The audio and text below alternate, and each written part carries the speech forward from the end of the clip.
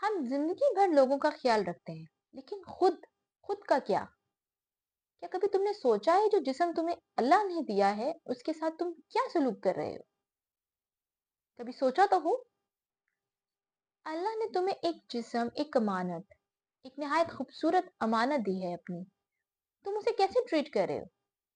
صبح اٹھتے ہو، چائے پراٹھے کا ناشتہ کرتے ہو، دوپہر میں ڈھیر سارے مسالہ جات کھاتے ہو، رات کو میٹھا کھاتے ہو اور پھر کہتے ہو کہ مجھے بیماریاں لگ گئیں، میں طاقتور نہیں رہا، مجھ میں کمزوریاں آ گئیں، سستی ہو رہی ہے، ڈپریشن ہو رہے ہیں. کہ کیا تم اس امانت کی حفاظت کر رہے ہو؟ اور اگر نہیں کر رہے تو یہ سب کچھ تو نارمل ہو جائے گا نا. سب کچھ اپنے جسم سے محبت کرو، اسے وہی کھانے کو فراہم کرو جو اسے فائدہ دے. ذائقے کے ساتھ ساتھ جو چیزیں طاقت دیتی ہیں وہ استعمال کرو.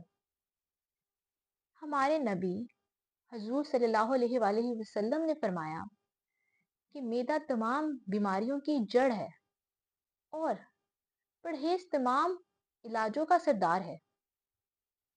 ہمارے اسلام میں ہمیں زندگی سادگی سے گزارنے کی طرف کہا جاتا ہے. اس کی کچھ وجوہات ہیں، کیونکہ جب آپ اپنے جسم کو غیر ضروری طور پہ غیر ضروری مسالہ جات کھلاتے ہیں، فراہم کرتے ہیں، بے ٹائم کوئی وقت نہیں کھانے کا، کوئی آپ کا ٹائم ٹیبل نہیں ہوتا، تو پھر آپ سروائیو کرتے ہیں. اور جب آپ سروائیو کرتے ہیں تو آپ بیماریوں میں مبتلا ہو جاتے ہیں. اسی لیے آپ کو آپ کا مذہب، آپ کو اسلام سکھاتا ہے کہ زندگی گزارنے کا بہترین طریقہ یہ ہے کہ وہ چیزیں کھائیں جو آپ کو فائدہ دیں، نہ کہ وہ چیزیں کھائیں جو صرف وقتی طور کی لذت کو پورا کریں. اگر آپ خود کا خیال نہیں رکھتے تو آپ معاشرے میں ایک کمزور انسان بن جاتے ہیں. ایک کمزور انسان بیمار انسان کو پیدا کرتا ہے، اور جو بیمار انسان ہوتا ہے اسے سنبھالنے کے لیے کوئی بھی نہیں آتا. کچھ دن کے لیے تو لوگ فراہم ضرور ہو جاتے ہیں، لیکن جب مسلسل آپ بیمار ہوتے ہیں تو لوگ آپ کا خیال نہیں رکھتے. یہ ایک حقیقت ہے. اسی لیے خود کا خیال رکھیں، اپنے جسم کا خیال رکھیں. اسلام بھی ہمیں یہی چیز سکھاتا ہے کہ شکر کرنے کے ساتھ ساتھ اللہ کا جو اللہ نے آپ کو سکھایا ہے وہ یہ ہے کہ تعلیم کی طرف بڑھیں، سیکھیں.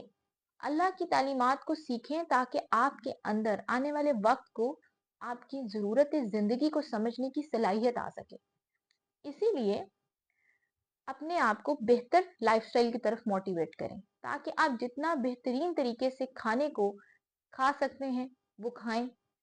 آپ صحت مند چیزوں کی طرف جائیں. آپ ان مسالہ جات سے دور ہوں جو آپ کو تکلیف دے رہے ہیں، جو آپ کے اندر بیماریاں پیدا کر رہے ہیں. آپ کا لائف سٹائل بہتر ہو. اس طرح آپ خود کو ایک مضبوط انسان بناتے ہیں اور آنے والی بہت ساری بیماریوں سے بچ جاتے ہیں.